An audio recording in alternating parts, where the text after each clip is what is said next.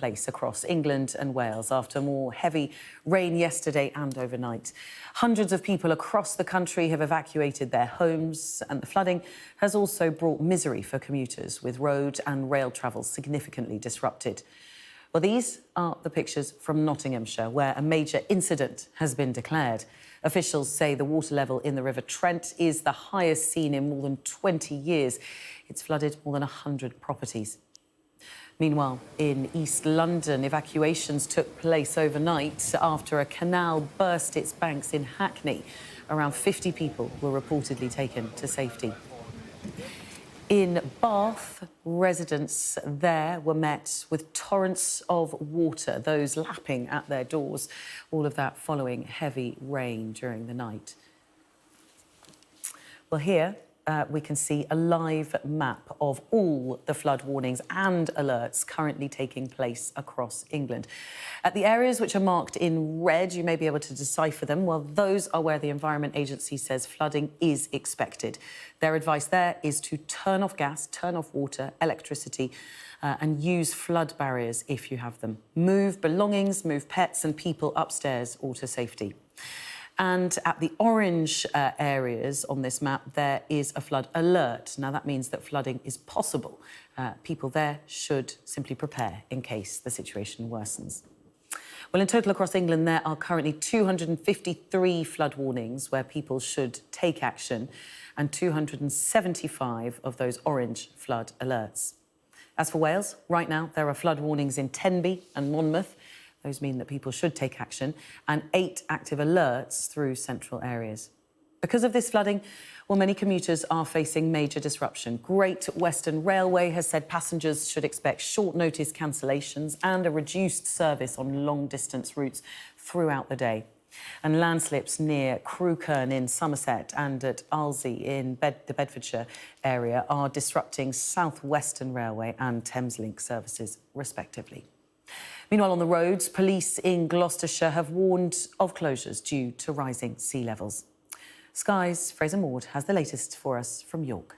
The good news here in York is a little bit like the River Trent. The River Ouse is receding at the moment. It peaked on Wednesday at around 4.4 metres. Just to give you an idea of the normal range is somewhere between 0.05 metres and 1.9 metres is the usual range for the River Ouse here in York at what's called the Viking Recorder, which is what the Environment Agency take their readings from. So it peaked on Wednesday at about 4.4 metres. At the moment, the river levels are at 3.8 metres, so still quite a bit above the normal height that you would expect the river to be. And you can see behind me the impact that it's having here. The people of York are in many ways used to seeing scenes similar to this. Down here, I'm standing on King's Stave. Just over the river is Queen's Stave. It's an area well known for flooding. The King's Arms is a pub down on the corner there that is well known for its flooding here in York. So the people who do live by the river, they have got flood defences in place. They've got flood barriers to their properties. It's something that they are used to. But clearly,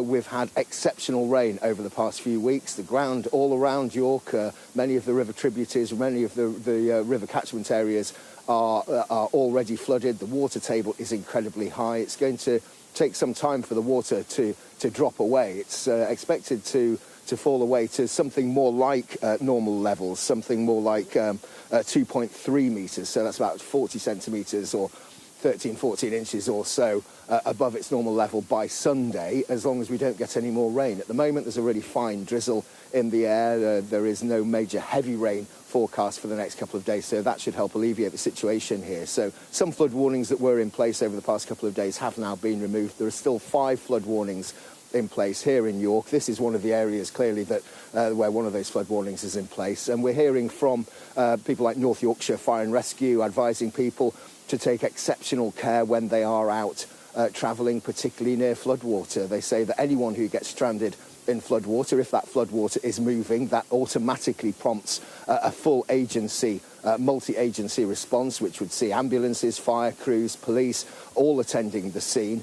If you're in stationary floodwater, perhaps there won't be such a rapid response and such a drain on resources, but people are being warned that if you do get stuck in floodwater, that is really just going to create a drain on resources on the emergency services when they could be perhaps helping people who are in greater need than those who've just simply got stuck in floodwater because they've made a bad decision. I think over on the buildings that you can see behind me, you can see the amount that the floodwater has fallen. You can see where the high tide mark was from Wednesday, a good couple of feet above where it is now. But the good news is, at the moment, no heavy rain. The river is receding. We're expecting it to get back to something like its normal flow and normal levels by the end of Sunday, maybe Monday.